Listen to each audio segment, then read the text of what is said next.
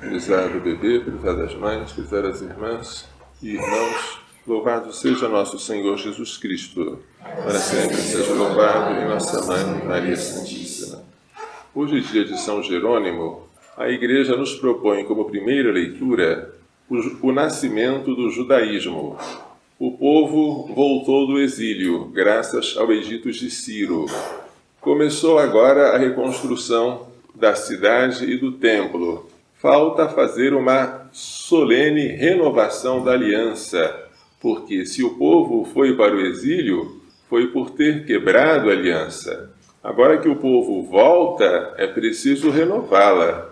Como nós cristãos, após o pecado, renovamos as promessas do nosso batismo, então o povo se reuniu sob o comando do sacerdote escriba Esdras e foi feita ao povo a leitura da lei. A lei é o Pentateuco, os livros de Moisés. E esta leitura foi feita desde a aurora até o meio-dia, para todos os que eram capazes de compreender. E os levitas explicavam o sentido da lei para o povo. Não era só uma leitura, era uma leitura com explicação. E o povo se pôs a chorar. Chorar, talvez, por arrependimento, por ver como a lei de Deus é perfeita e como eles haviam caído em tantos pecados. E por causa daquelas lágrimas, que são boas, mas podem ser perigosas, que podem levar à conversão, mas podem se degenerar em desânimo e desespero, o governador Neemias e o escriba Esdras e os levitas, que instruíam o povo, disseram a todos: este dia é um dia consagrado ao Senhor vosso Deus. Não fiqueis tristes nem choreis. É porque o povo todo chorava ao ouvir as palavras da lei. Ide para vossas casas, comei carnes gordas, bebei bebidas doces, reparti com aqueles que nada prepararam, pois este dia é santo para o nosso Senhor. Não fiqueis tristes, porque a alegria do Senhor será a vossa força. Este versículo, extraído do livro de Neemias, serve como uma das fórmulas de despedida do povo. A alegria do Senhor seja a vossa força. E assim aconteceu. O povo se expandiu em grande alegria e não se deixou consumir pela tristeza dos seus pecados. A alegria é um gênero de primeira necessidade. Ela é a nossa força, assim como a tristeza é a nossa fraqueza. Ela nos anima e nos leva para o combate, assim como a tristeza, segundo o mundo, nos traz o desânimo e a derrota antes da batalha.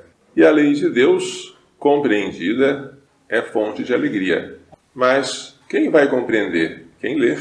E quem ler segundo a instrução que lhe dá a Igreja. Porque aqui a lei não era apenas lida, ela era explicada, interpretada. O Evangelho hoje apresenta Jesus enviando para a missão não apenas 12, mas 72 discípulos, o que é próprio de São Lucas. São Mateus fala apenas do envio dos 12. 72 é um número grande, mas parece ainda insuficiente, porque Jesus manda que roguemos ao Senhor da messe que envie trabalhadores para a sua colheita, a fim de que o trigo não pereça por falta de ceifadores.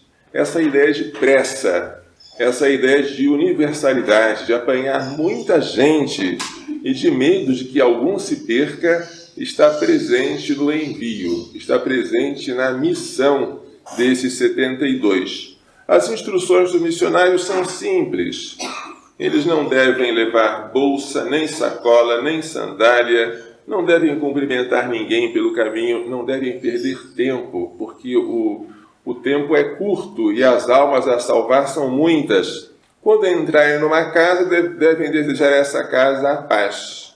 E se houver lá um amigo da paz, a paz repousará sobre ele. De outro modo, a paz retornará ao missionário, porque a paz não pode ser perdida.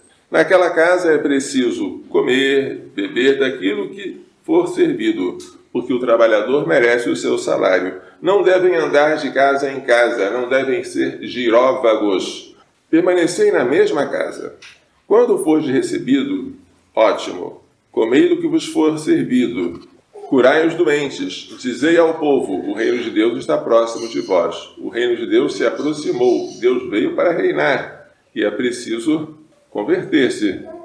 Mas quando não fordes recebido, fazei um sinal que é sacudir a poeira dos pés, porque aquela cidade que não recebeu os missionários é uma terra impura, que não é digna de estar grudada no calçado do missionário.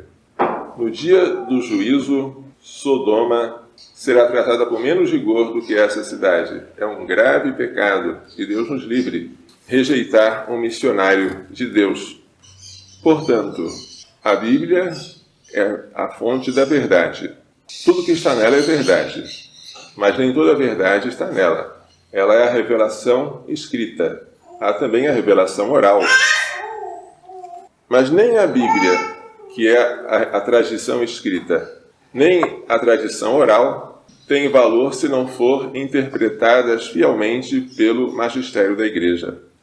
Por isso nós temos a alegria de não só termos a Bíblia, isso também os protestantes têm, mas de termos a Bíblia completa e interpretada corretamente para a nossa salvação. Seremos felizes se soubermos amar a palavra de Deus, escutá-la mais do que lê-la, escutá-la e pô-la em prática. Vamos pedir a Maria Santíssima, sede da sabedoria, que nos faça entender e pôr em prática as lições desta liturgia. Louvado seja nosso Senhor Jesus Cristo. Para sempre seja louvado e nossa Mãe Maria Santíssima.